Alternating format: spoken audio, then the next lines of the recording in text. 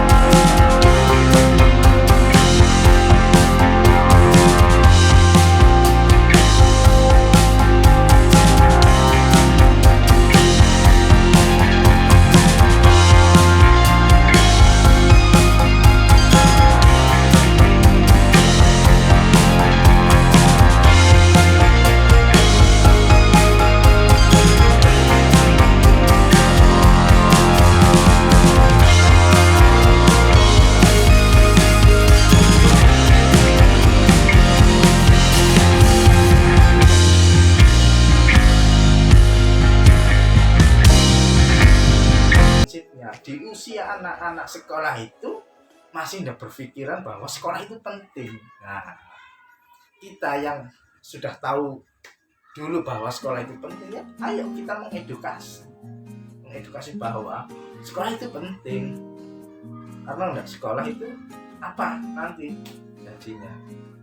Nah, dari situlah kita sebagai tenaga pendidik, apalagi teman-teman guru, ya teman-teman dosen, teman-teman itu harus betul-betul care terhadap anak-anak didiknya rentan terhadap putus sekolah itu. Kebanyakan yang saya lihat di lapangan ketika di kelas itu ada anak yang nakal, banyak guru itu langsung menjudge bahwa wah sini arek nakal, arek beli, arek bandel, terus nggak usah sekolah aja. Nah, padahal disitulah tanggung jawab kita sebagai seorang pendidik, bagaimana bisa meyakinkan bahwa sekolah itu begitu penting. Nah, saya sering ke pengalaman anak-anak jalanan, saya datang ke rumahnya, nanti ada video di beberapa link saya itu yang real, nggak ada edit, nggak ada apa, dalam waktu nggak sampai 1 jam anak yang memang dulu itu nggak mau sekolah, nggak mau belajar, terus pokoknya yang dipikiran itu terus pokoknya main, ngamen, menghasilkan uang, jadi sudah ada sama sekali pikiran bahwa sekolah itu tidak ada. Sampai ada apa ya istilahnya, teman yang sudah muncul keluarga itu sudah ada, malah yang lucu lagi alasannya anak itu apa? Sudah banyak anak yang pintar, belum ada anak yang bodoh. Ya saya aja yang bodoh, dan saya itu tercengang sampai segitunya berpikirnya anak bahwa sudah ada yang lebih pintar, makanya saya harus yang bodoh kan. Aduh, cara berpikirnya kan nggak sampai apa ya istilahnya ya, kok sampai segitunya itu. Saya juga nggak habis pikir tuh, ini seperti ini. Nah, dari situ ya saya tetap pendekatan pelan-pelan persuasif. Saya ajak ngopi, ayo ngopi di mana, mau rokokan, ayo rokokan. Dan saya tidak akan mengajak kamu sekolah lagi sebelum kamu sendiri mau sekolah. Dari setelah beberapa waktu saya bercerita pengalaman pribadi saya ketika saya sekolah, ketika saya bolos, ketika nakal dan lain sebagainya, mereka mulai terketuk hatinya. Real, karena saya pernah mengalami, jadi saya bisa bercerita bagaimana sulitnya kita itu mau lulus dari sekolah. Dan saya pribadi bisa baca atau suka baca ya, suka baca, betul-betul suka baca, hobi baca itu setelah lulus SMA. Coba bayangkan, kata banget lulus SMA baru senang baca pun itu ya setelah kita saya buka buku 3 menit, 4 menit, 2 menit sudah saya langsung lelah ngantuk ya, karena mungkin otak saya kecil ya, jadi loh kok gini, baca baru 3 menit, 4 menit, 5 menit sudah pasti tidur saya. Tapi ketika bangun saya baca lagi, tidur lagi, tidak apa-apa. Kadang sampai 1 buku itu lama gitu loh, menghabiskannya itu sangat lama. Tapi saya coba berusaha bahwa membaca itu sangatlah penting. Jadi ternyata di situ sumber dari segala sumber itu ya di buku bacaan, entah itu apapun judulnya, ilmu pengetahuan, bisnis, psikologi, life skill, public speaking, cara mempengaruhi orang, itu sangat bermanfaat. Nah, ketika saya kembali lagi ke anak itu, ketika saya sudah menceritakan semuanya, seperti itu, mereka mulai terenyuh, penting sekolah itu. Dan saya tunjukkan real, oh ini buktinya saya itu dulu nakal gini-gini. Nah itu mereka juga, oh ini sampai saya bilang gini, wes sudah daftar lah, nggak usah daftar di sekolah yang reguler, karena sudah secara ilmu sudah nggak nyambung. Yang ini secara legal formalnya dia mau sekolah kembali, hanya saya saran ayo coba pakai dulu, wes daftar saja, nggak usah berpikir aneh-aneh, daftar aja, cukup daftar nanti itu pun malam kan kalau yang pakai, atau sore atau Sabtu Minggu. Dari situ oke lah, kita deal, oke sepakat daftar. Nah mereka dengan senang, ternyata sebenarnya itu ingin sekolah. Nah, setelah ini nanti lulus dari jar paket, baru mungkin jenjang tingkatnya dimasukkan negeri atau mungkin paket lagi. Tapi yang paling prinsip, mereka anak-anak yang kurang termotivasi itu sudah mau sekolah. sekarang sudah tidak ada bedanya antara paket dan yang reguler. Yang membedakan apa? Proses pembelajarannya. Tapi kita harus bedakan juga dong. Mereka yang punya motivasi atau mempunyai lingkungan keluarga yang baik, lingkungan bermain yang baik, oke, tidak masalah kalau di reguler. Tapi bayangkan bagaimana dengan mereka-mereka yang butuh perhatian dari teman-teman, dari keluarga, dari lingkungan. Mereka ada yang peduli mereka. Sebenarnya dia pengen sekolah-sekolah pada umumnya reguler, ada uang saku, dapat fasilitas dan lain sebagainya. Ya, karena keterbatasan dia mau apa? Dia juga tidak mau ngamen di jalan. Ya saya yakin mereka tidak mau setiap hari gembel, pakaian dahaga. Prinsipnya, mari ayo kita sebagai tenaga pendidik, sebagai guru, sebagai orang tua bagi anak-anak yang seperti itu, nanti tulus ayo. Mungkin ada keluarga kita yang belum sekolah atau tetangga, ya ayo kita pendekatan. Buktikan bahwa kita itu pendidik, harus care terhadap anak-anak yang seperti ini. Karena sebenarnya mereka tidak tahu apa yang harus mereka lakukan. Tugas kita harus mendidikkan anak Indonesia yang tuntas. Negara-negara besar, wah mereka sudah tidak mikirkan lulusan apa, mereka banyak sudah dokter, profesor, S3 itu istilahnya kalau orang jauh sombio.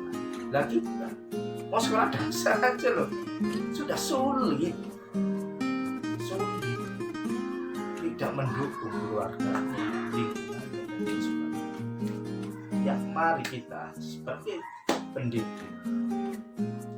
benar-benar ya apa sih yang